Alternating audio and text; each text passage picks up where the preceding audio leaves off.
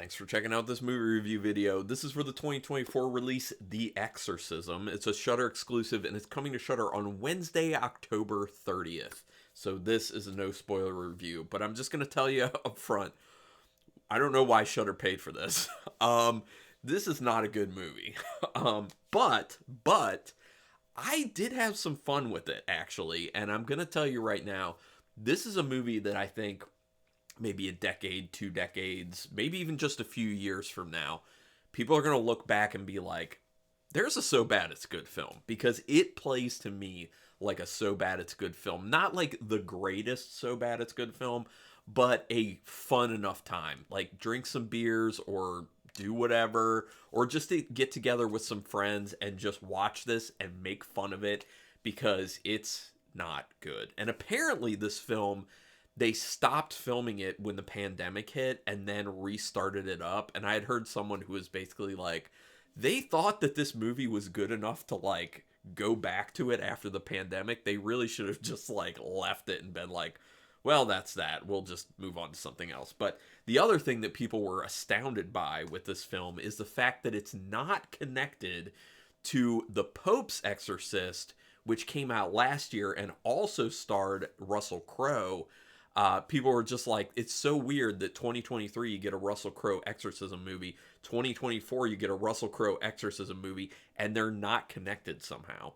But I will say, the Pope's Exorcist from 2023, actually a pretty solid movie. I actually enjoyed that one. This one, not a good movie, but fun from a bad perspective.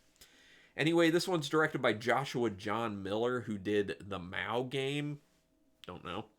Written by Miller and M.A. Fortin, who did The Final Girls and Queen of the South, which I heard The Final Girls was a good film. I haven't seen it, but I heard good things. The script is not good for this film. I'm just going to tell you that. Again, Shudder exclusive coming Wednesday, October 30th. So, what is this about? It is about Russell Crowe's character, who is a kind of has-been actor who had a lot of drug and alcohol problems, had issues in his life pertaining to the drug and alcohol issues where, you know, he wasn't good to his wife, who has since passed. He wasn't good to his daughter, who has since gone to college but is back for to see him for a little bit. He's kind of trying to amend things there. And he gets the chance to be in a film about an exorcism. It's kind of like a takeoff of The Exorcist is the film that they're making in this movie.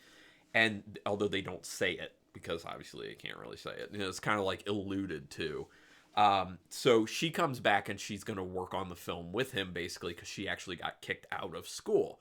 So he's trying to, you know, make amends. But meanwhile, there's some weird goings on the film set, because as people start talking about in the beginning of the film, films like this have a tendency to be cursed. So it's kind of playing off of that whole thing, but in a terrible way. So that's where I'm going to leave you. You can probably guess a lot of things that happen in this film, because it's very unoriginal, it's very cliche, and yeah, it's just another one of the Exorcist or possession films that you can just throw into the pile of very uninspired whatever cliche films, which is the majority of them, let's be honest. That's why I hate the subgenre, to be honest. But, like I said, Pope's Exorcist was actually pretty solid. There is some pretty cool style with the way that the opening scene is shot. And overall, I think from a cinematography standpoint, this film actually looks pretty good, except for some kind of color palette changes here and there in the film, which just feel kind of weird.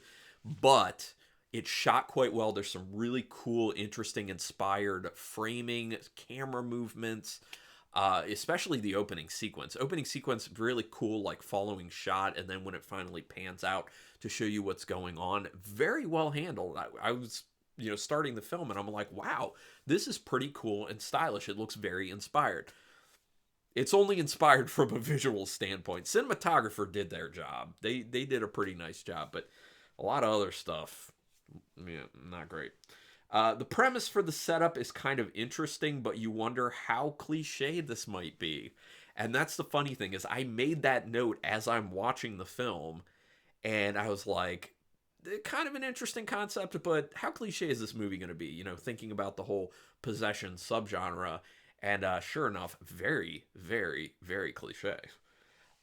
There's an aspect of this that would work much better as subtext, but they're very in your face with it. Going back to the script writing being not so good, there is some interesting aspects of subtext here that they could have gone with what's going on with Russell Crowe's character, who's trying to, get his life back together and having, his role in this film kind of mirror who he was in his real life as his character, and trying to redeem himself basically and fighting his own demons type thing. But they're so overt with it, they're so in your face with it, and it's just not done well. You're just like shaking your head the whole time and being like, this is so cringe. I'm just not into it. The score is very heavy-handed, and it is a very cliche-sounding score. They go way too heavy. They scream at you at times where it's like, oh no, it's supposed to be scary, or here's a jump scare, or here's dread, and they just go, they go wild with it. The composition of the score is very cliche as well. Like, it sounds like every crappy, over-the-top horror film you have ever seen. So, didn't love that. The dialogue is up and down. There actually are moments from a writing perspective where the dialogue actually is pretty solid, and I'm like, okay, this is pretty good. And then they take these giant dips at times where you're just like, ooh, that dialogue is horrendous. Like, and it makes people trying to do their job as actors very hard, because they're trying to sell it as best they can, and you can kind of tell that, but it just isn't, it's not working. Excuse me. I had to clear my throat. But yeah, the dialogue, it's so up and down. There's a pretty cool death in the film around an hour in. Did really like that. There's a decent amount of blood to it. There's a bit of a brutality to it.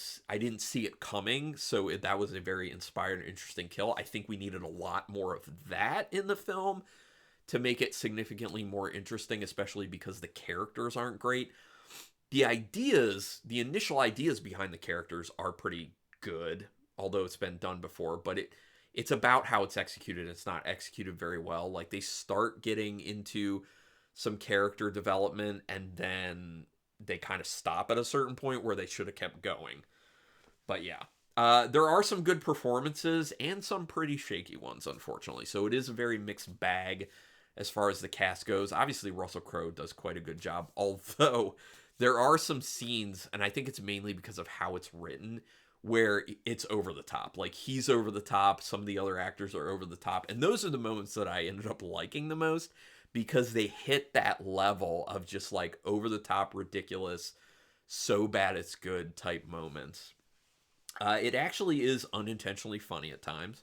Yes, going back to the whole so bad it's good situation with the film. I wasn't feeling that way about the film until probably about 20 minutes before it was going to be over. And then I'm like, you know what? With what's going on right now, because in the ending of it, when they're like gearing up and they're like, okay, here's the final sequence, this is the final exorcism type deal, it gets gloriously bad, in my opinion. And that's when my perspective on the film really started to shift, because up until that point, I was like, this movie's just not good. And then I got to that last like 20 minutes and I'm like, this is gloriously terrible. Like, I'm actually having fun with this stint of the film. And then it kind of just made me look back, and I'm like, yeah, you know what? I could rewatch this with some friends and just make fun of how awful it is and have a pretty good time. And that's why I'm saying that down the line, I think people are going to look back on this film and like rediscover it and be like, this movie's pretty great as far as being terrible. So just going to put it out there.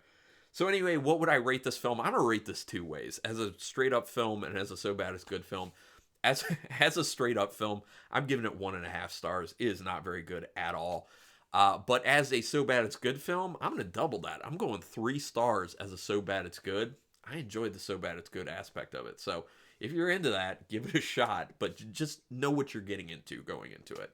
That's all I have to say. But anyway, would love to hear your perspectives on it, especially if you liked it. I'm always down to hear different perspectives, so go ahead and put it down in the comments. I did start memberships for my channel. If you are interested in something like that, getting a little something extra through the channel for a nominal fee, there's a link in the description you can check out. Subscribe to my channel. That's one of your best ways to show your support. I do appreciate that. And thumbs up on my videos, helping with that YouTube algorithm that is something. Also, you can hit the notification bell button if you want to know when I'm putting up new videos. But regardless, thank you for taking your time to watch this. And until next time, keep it brutal.